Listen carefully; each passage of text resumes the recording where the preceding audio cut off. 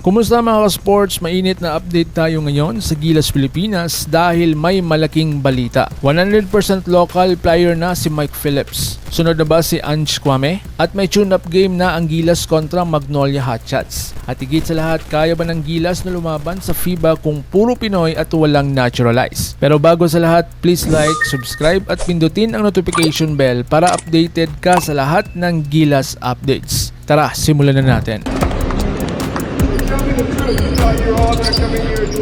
Mga ka-sports, Mike Phillips, official local player. Good news mga ka-sports. Kinumpirma ng Samahan ng Basketball ng Pilipinas na officially local player na si Mike Motor Mike Phillips. Ibig sabihin, hindi na siya counted bilang special case. Pwede na siyang isama bilang regular local sa international tournaments. Mas nalawak ang option ni Coach CTC. At kung pag-uusapan ng role, maraming nagsasabi na siya ang posibleng pumalit sa energy at athleticism ni Japit Aguilar. So kung comparison, si Japit ay 6'9" elite rim runner habang si Phillips naman ay 6'8", mas versatile, mas physical, mas modern ang galawan. Sa triangle system ni Team Cone, malaking bagay ang isang athletic forward na kayang tumakbo sa transition, dumipensa sa multiple positions at gumawa ng hustle plays. Pero sa kasalukuyan, 15-man pool, mukhang mahihirapan pa siyang makasingit sa second window. Ang mahalaga, long-term asset na siya ng ating inang bayan. So dito naman tayo kay Angelo Kwame, local na rin ba siya? Ito ang malaking tanong ngayon ng ating mga netizen. Si Angelo Kwame ay naturalized player pa ng Pilipinas, pero technically higit 10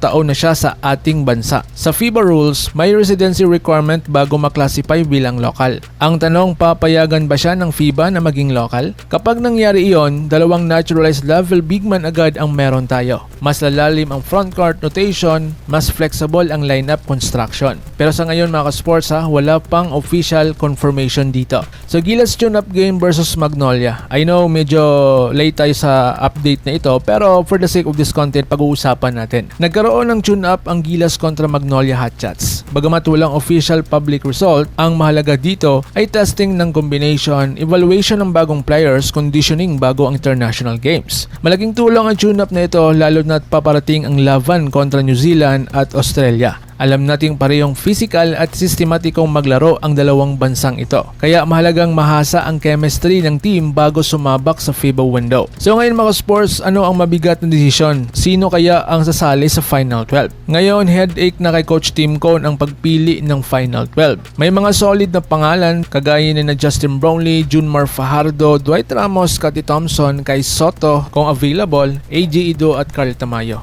At ngayon may mga gustong pumasok si Mike Phillips, si Kwame kung maging local at iba pang rising players. Hindi madaling desisyon ito para kay coach. So ang malaking tanong ngayon, kaya ba ng puro Pinoy? Ito na ang pinakamainit na diskusyon. Kung halimbawa walang naturalized, walang PhilAms, puro homegrown Pinoy lang, kaya ba nating makipagsabayan sa Australia, New Zealand, Asian powerhouses? Historically, noong 80s at 90s puro Pinoy ang lumalaban sa international scene. Pero ngayon iba na ang laro. Mas malalaki ang players, mas athletic, mas advanced ang system. So real talk po tayo hindi masama ang may naturalized player. Hindi din masama ang may mga PhilAms. Ang mahalaga ay yung sistema, chemistry at depensa. Kung solid ang program, kaya nating makipagsabayan. Pero kailangan ng depth, size at modern basketball IQ. So mga ka-sports, kunting recap Mike Phillips local na. Kwame, abang-abang tayo sa kanyang pagiging local. Gilas nag-tune up na kontra Magnolia. Final 12 mabigat na desisyon. Puro Pinoy, posible.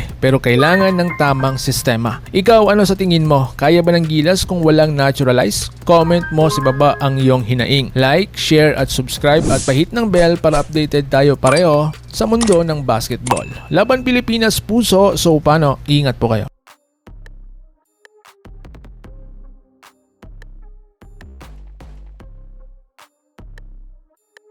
Mga ka-sports, kung hilig ninyong bumili ng mga Gilas jersey, Gilas accessories at mga gamit na pang basketball, habang nanunood po kayo sa aking mga videos, kindly check this basket on this lower part ng ating video at magpa-pop up yung ating mga items sa gilid. Mga legit po yung mga items dyan, and see to it po na makabili po kayo ahead of time kasi meron po yung mga discounts and mga promos depende po sa seller. And also, kunting suporta din as a content creator po. Salamat!